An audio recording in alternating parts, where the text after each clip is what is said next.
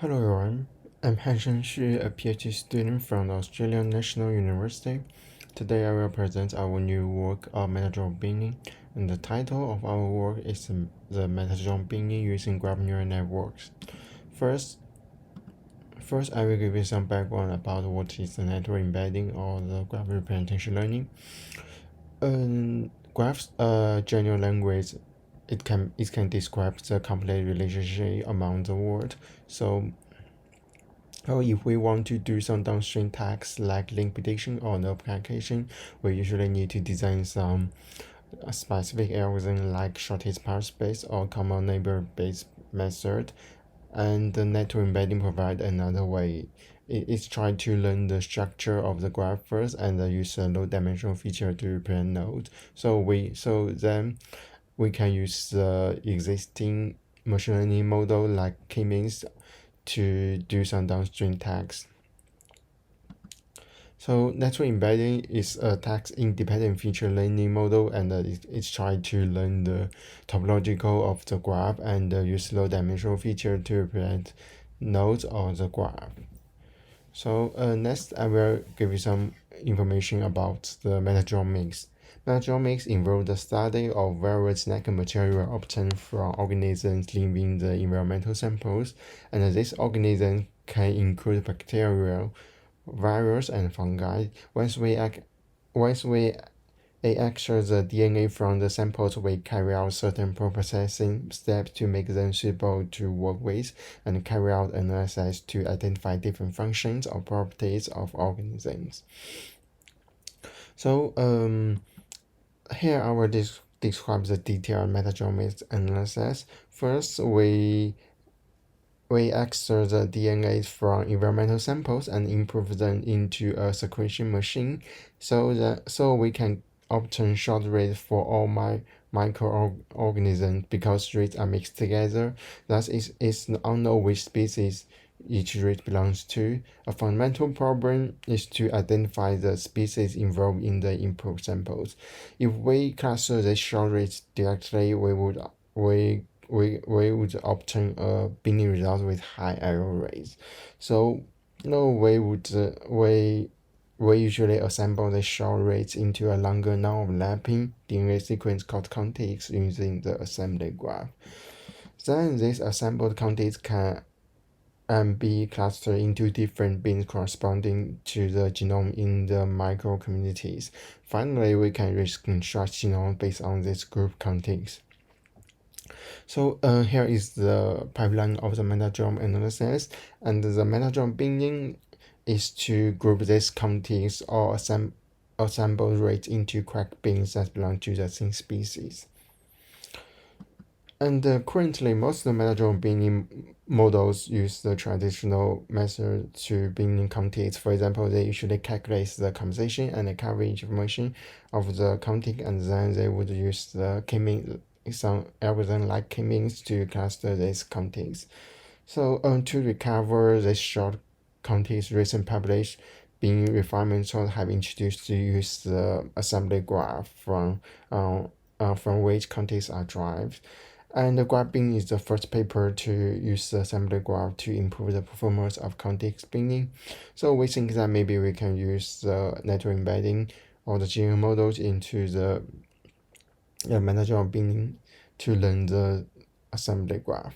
So we propose a method called wrapping, and here is a pipeline of our previous proposed wrapping model, and different from previous binning tools, we represent prior information as the hydrophilic constraints and propose a constraint-based learning model to capture the structure information of the graph while respecting the hydrophilic constraints. And then we design a constraint-based binning structure which uses graph neural network to annotate unknown contigs with labels. And so wrapping is the first model which uses the graph neural network into the area of metagenomic binning. So however, there are still some challenges in using graph neural network to solve the metagenomic binning problem. And the first challenge is how to model the fragment level assembly graph with hydrophilic constraint, because in this paper we focus on the output of of metaspace, and so the actually the output of the metaspace is the fragment level assembly graph, and in previous paper like graphing, ramping, or medical AJ, they just use some strategy to reconstruct the content level assembly graph, and here we try to learn the fragment level assembly graph directly. So besides the single copy marketing is we treat this information as a prior constraints, because the single copy marketing means only appear only once in a bacterial genome. So if two sequence contain the single copy marketing, it means that these two sequence belong to different species. So the first change is how to model this fragment level assembly graph with these constraints. And the second change is how to accurately estimate the number of beans. And the third change is how to maximize the constraint satisfaction from single copy marketing. And the last change is how to explore the feasible bin adjustment at the content level, because in the private step we focus on the fragment level learning and binning, and then we use the readout function or the voting strategy to get the prediction of the content level. So here we try to explore the feasible bin adjustment at content level. So here is the framework of our proposed the neural bin model, and it's mainly contains 4 parts: learning, matching, binning, and refinement. And in the learning part, neural bin uses a diffusion generative encoder decoder framework. We can capture the topological structure of the assembly graph and reconstruct the structure of the original graph based on the learned load and mirror features, and then we can calculate the reconstruction loss function and to measure the difference between the original and the reconstruct graph, and then a radar function is employed to generate the representation of the contig. So to incorporate the pairwise constraint derived from the single copy marketing, we introduce the dissimilarity measure of embedding and the constraint ranking strategy into the learning framework to learn the fragment level assembly graph and learn the prior information from the single copy marketing. So in the matching step, we select the longest set of contigs as the initial set of the bin, and the number of the longest set is the initial number of the bin, and then neural bin calculates the distance between the initialized contigs and the next step of contigs in the order side, and the neural bin uses a matching algorithm to obtain matching between these two sets of contigs and merge them together, and the neural bin can also dynamically adjust the number of bins if the matching distance is drastically different by adding a new bin with new contigs. After applying the iterative matching operator, neural bin can obtain a binning result for all constraint contigs. So in the binning step, neural bin run two operator label propagation and constraint satisfaction. After obtain the initial label for constraint nodes, we treat the binning as a semi-supervised label annotation task, and we construct the 2-layer graph representation model to annotate unlabeled contigs,